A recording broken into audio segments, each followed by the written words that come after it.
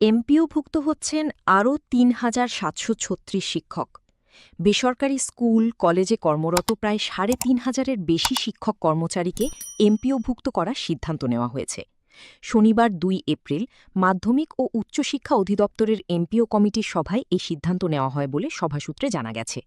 ৩,৭৩৬ জন শিক্ষক কর্মচারীর মধ্যে স্কুলের ২,৮২১ জন এবং কলেজের ৯১৫ জন রয়েছেন।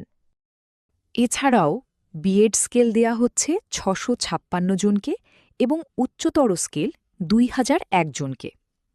আরও জানা গেছে, স্কুলের ২,৮২১ জন শিক্ষক কর্মচারীর মধ্যে ঢাকা অঞ্চলের ৩৬৭, খুলনার ৩৯৯, বরিশালের ২৮২, চট্টগ্রামের ২৯৭, কুমিল্লার ২৪০, ময়মনসিংহের ২৮০, রংপুরের ১,৩৮৩, সিলেটের ১১০ এবং রাজশাহীর ৪৬৩ জন রয়েছেন।